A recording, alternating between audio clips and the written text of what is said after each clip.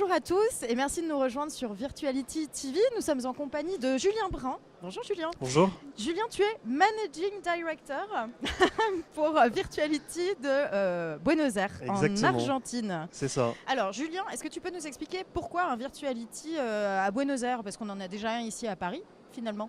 Alors l'objectif de Virtuality, c'était de s'internationaliser assez vite. Oui. Et on a vite compris que l'Amérique latine pouvait être un marché intéressant pour Virtuality et pour les entreprises françaises de VR et d'AR. Buenos Aires, aujourd'hui, ça devient la capitale économique et technologique de l'Amérique latine, avec Microsoft, Google, Facebook. Une espèce de Silicon Valley latine. Exactement. Les GAFA qui s'implantent, Microsoft, Amazon qui a ouvert des bureaux il y a quelques semaines. Historiquement, Buenos Aires est une ville en plus bien desservie, avec des vols directs pour toute l'Amérique latine et des vols directs pour l'Europe et les États-Unis.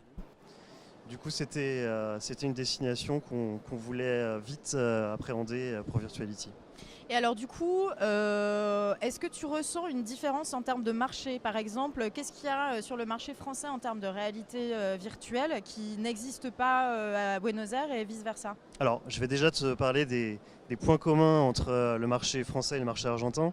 On a deux pays qui sont très forts en production de contenu.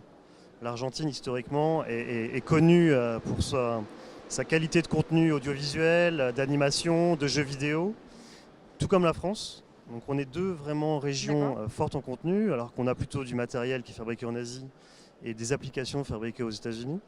Du coup, il y a des synergies très fortes entre les studios de production argentins et les studios de production français. Ensuite, dans les choses qui n'existent pas ici et qui existent en Argentine, il y a une culture du dôme immersif en Argentine qui est assez frappante. C'est-à-dire que moi, je vis là-bas depuis 7 mois et j'ai déjà vécu... Un dôme?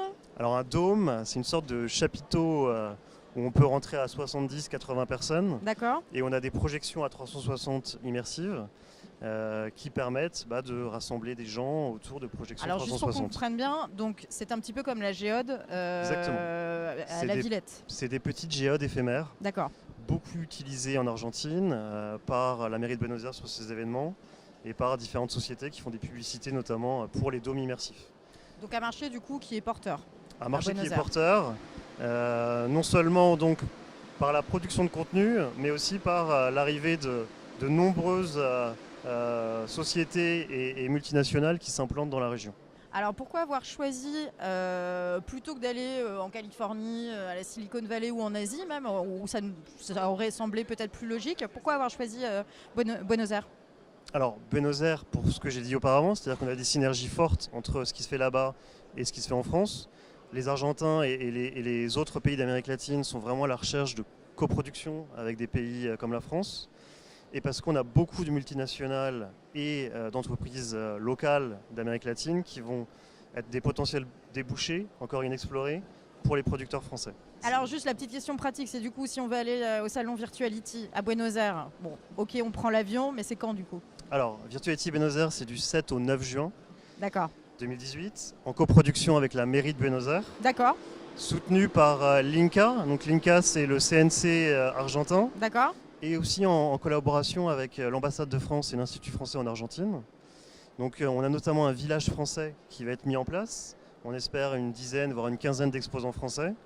Et on a une initiative de l'ambassade au moment de Virtuality qui s'appelle CAP Argentine, où on va inciter des startups françaises à venir sur place.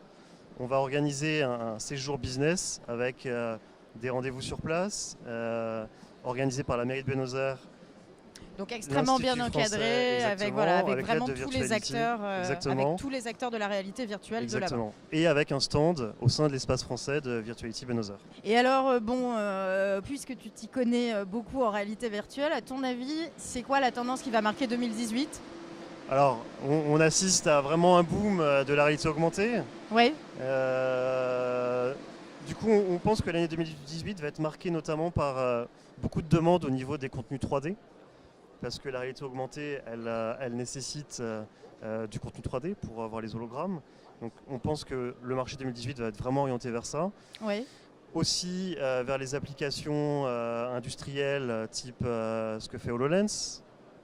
Et avec le développement aussi des salles d'arcade, On peut le voir sur Virtuality Paris, on a beaucoup Oui, on a reçu tout d'exposants à présents l'heure. et puis des studios de prod qui réfléchissent à des solutions clés en main pour ces salles d'arcade.